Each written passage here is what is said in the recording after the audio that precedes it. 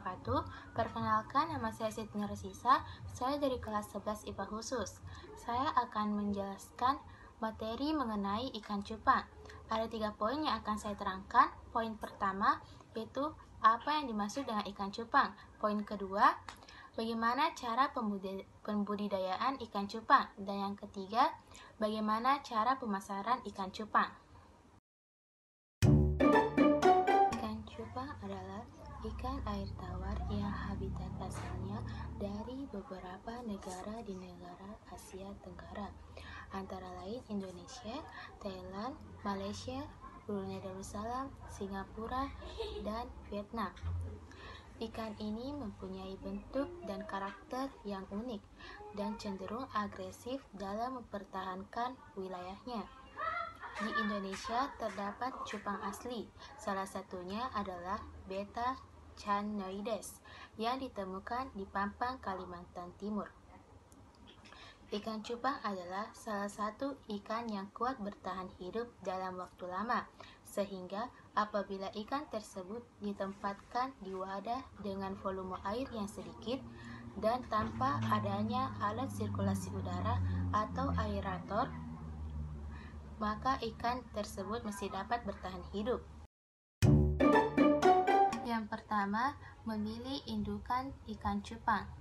Untuk memulai pembudidayaan ikan cupang, langkah pertama yang harus disiapkan adalah mendapatkan indukan atau bibit yang berkualitas. Indukan yang baik sebisa mungkin berasal dari keturunan yang unggul, kondisinya bugar, bebas penyakit, dan cacat bawaan. Simpan indukan jantan dan betina di tempat yang terpisah. Tips untuk membedakan ikan cupang jantan dan juga betina. Jantan, gerakannya lincah, sirip dan ekornya lebar dan mengembang, warnanya cerah, tubuhnya lebih besar.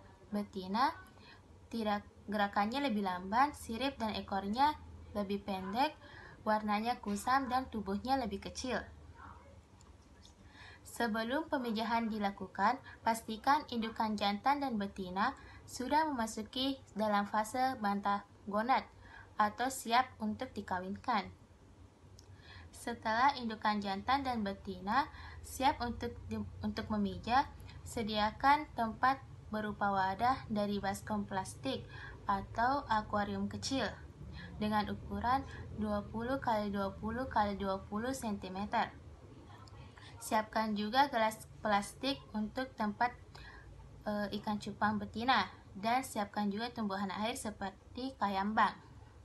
Tempat yang diperlukan untuk pemijahan ikan cupang. Dalam satu kali perkawinan, ikan cupang bisa menghasilkan hingga 1000 butir telur. Telur-telur tersebut akan menetas dalam waktu 24 jam setelah pembuahan. Berdasarkan pengalaman para pembudidaya, tingkat kematian ikan cupang cukup tinggi. Dalam satu kali kawin biasanya hanya dapat dipanen 30-50 ikan cupang hidup. Langkah-langkah pemijahan ikan cupang. Yang pertama, isi pemijahan ikan cupang dengan air bersih setinggi 10-15 cm. Hindari penggunaan air dalam kemasan atau air pam yang berbau kaporit.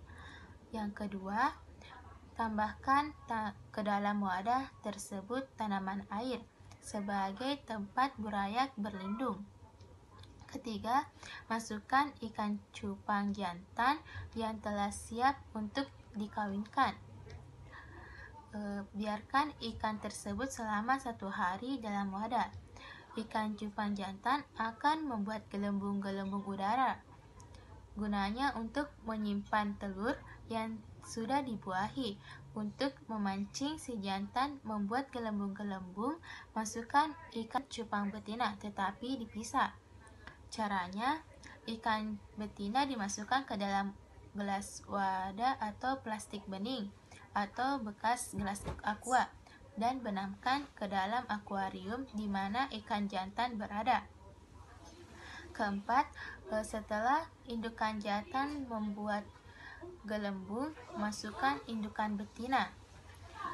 Waktu pemijahan ikan cupang biasanya terjadi sekitar pukul 7 sampai 10 pagi atau pukul 4 sampai 6 sore.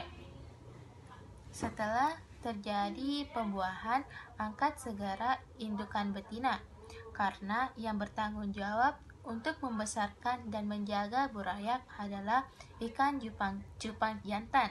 Dengan mulutnya, si jantan akan memunguti telur yang telah dibuahi dan meletakkannya pada gelembung-gelembung tadi. Apabila indukan betina tidak diangkat, maka telur-telur tersebut akan dimakan oleh betina. Keenam, setelah kurang lebih 1 hari, telur-telur tersebut akan menjadi burayak. Selama 3 hari ke depan, burayak tidak perlu diberi pakan, karena masih ada nutrisi yang terbawa dalam telur. Ketujuh, setelah 3 hari terhitung setelah telur menetas, berikan kutu air. Kedelapan, indukan jantan baru dapat diambil setelah burayak berumur 2 minggu setelah menetas. Setelah 1,5 bulan, ikan sudah dapat dipilah berdasarkan jenis kelaminnya dan dipisahkan ikan-ikan tersebut ke wadah pembesaran. Pakan ikan cupang.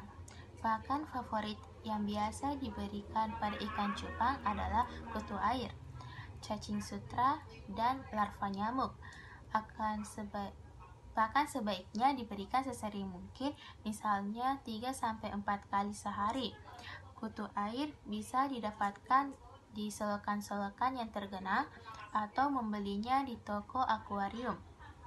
Perawatan ikan cupang bisa dipelihara dalam akuarium tanpa menggunakan aerator. Ikan ini tahan terhadap kondisi air yang minim oksigen. Walaupun begitu, disarankan untuk tetap menjaga kualitas air dengan memberinya aerasi dan filter pembersih agar ikan bisa berkembang sempurna dan selalu dalam kondisi yang bugar. Gantilah kondisi air dalam wadah secara berkala. Lihatlah apakah ada penumpukan kotoran atau sisa pakan pada dasar wadah. Penumpukan tersebut bisa menimbulkan penyakit, bahkan kematian pada ikan karena pencemaran air. Kemasan. Ikan cupang sebagai ikan yang agresif selalu dikemas sendiri-sendiri. Bila dikemas 2 ekor atau lebih, dikhawatirkan cupang akan saling berkelahi. Perkelahian tersebut dapat memicu stres sehingga dapat mematikan ikan. Wadah kemasan untuk ikan cupang berupa kantung plastik polietilen atau PE. Ukurannya 10 cm x 20 cm, 12 cm x 25 cm, dan 14,5 cm x 29 cm. Untuk memperkecil resiko kebocoran, kantung tersebut dibuat rangkap 2 sebelum diisi air. Air yang digunakan harus dibubuhi obat anti-stres. Volume air sekitar 1/4 volume kantung plastik. Dan setelah wadah kemasan siap, seekor ikan cupang dimasukkan ke dalam wadah tersebut. Setelah itu, ujung kantung plastik diputar sehingga membentuk bulatan-bulatan yang berisi udara, lalu diikat dengan menggunakan karet gelang. Kualitas air.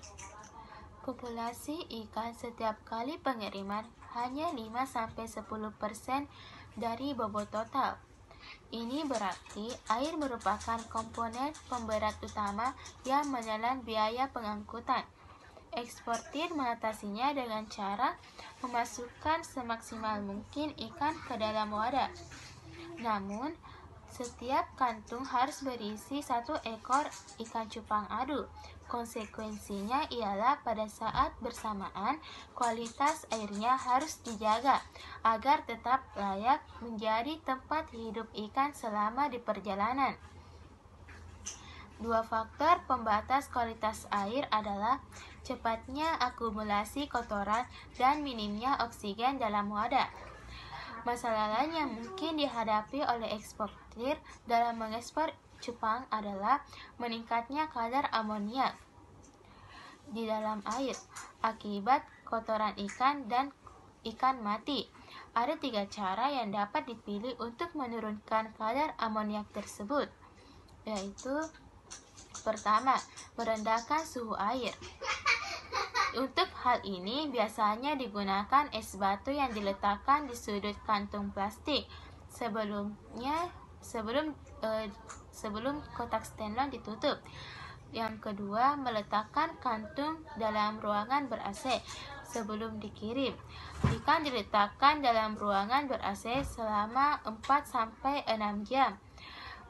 Teknik ini dipakai untuk pengiriman ikan dalam skala besar. Penurunan suhu air dilakukan bersamaan dengan cara ikan cupang dipuasakan dalam sehari penuh. Ketiga, berikan anti amoniak. Cara ini menggunakan obat anti amoniak berupa amoniak kloramina klorin. Dosisnya sebanyak 5 atau 3,7 liter air. Pada cara ini, ikan harus dipuasakan terdahulu agar sesedikit mungkin mengeluarkan sekresi. Berdasarkan pengalaman, pH air dalam kemasan setelah 48 jam perjalanan tetap konstan di sekitar angka 7. Angka ini masih berada dalam batas toleransi untuk cupang adu dan daerah tropis. Untuk ikan yang memerlukan pH rendah, biasanya dipakai daun ketapan karena diketahui ber-pH 6,5.